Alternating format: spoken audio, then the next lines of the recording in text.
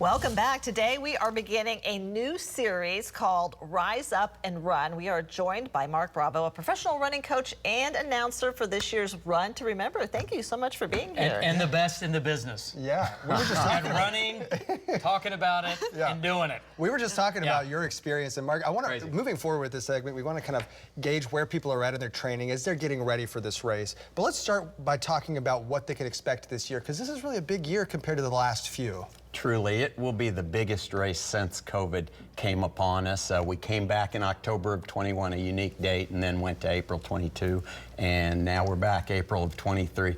We are fired up for one reason, to have you guys aboard. It's going to be great. I'm honored to get to join you. We've got the races that bring people from all over. You know, this is much more than a race. This is about, among other things, it's created a fitness really a movement to that in Oklahoma, because people are so interested to be a part of this in one way or the other. So don't get ahead of yourselves, but you still got time to register for the 5K, for the relay, 5-person relay that goes 5K to 12K in distance. People who aren't even really runners, right?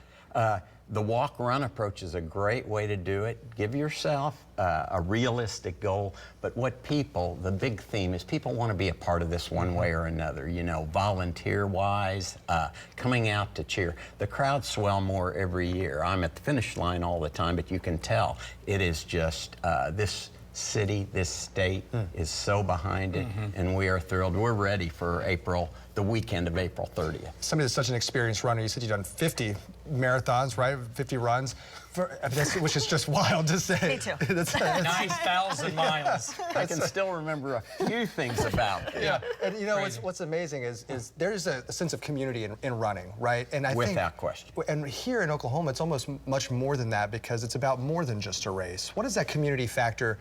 What does that mean here for this race? I will tell you, I can't imagine anyone who dreamed this event would be anything like it is when the two people who founded the race, Thomas Hill, Chet Collier, came to the Memorial Museum and Kerry Watkins in 2000,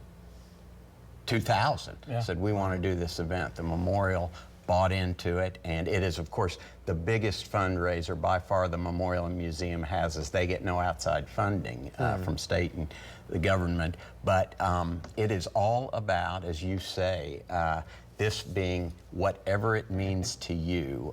We've got Gorilla Hill, and that is now an institution. The race itself, we go promote the race at other marathons, and folks will walk up to the booth unprovoked and say to another stranger, you got to run this race. It's the best race I've ever run. Serious and experienced runners, because of the whole package. They say the state embraces you, and we do. The crowd's, again, bigger all the time, and there is something for absolutely everybody. And this year, a new event. Not only is the kids a great thing, it's promoting wellness for youth. There is a senior marathon. So I'm registered for a race for the first time in my life. I stay pretty busy that weekend, but I told them I want to do this thing, and so that's great. I think I can get through that 1.2 miles, but I don't know many people that are going to want to challenge you. I'll tell you that right now. It's going to be great. That's Saturday, the 5K Saturday, Kids Saturday, Sunday, the 5-person relay, the half and full. It is a weekend. It's a run to remember. It's a weekend to remember.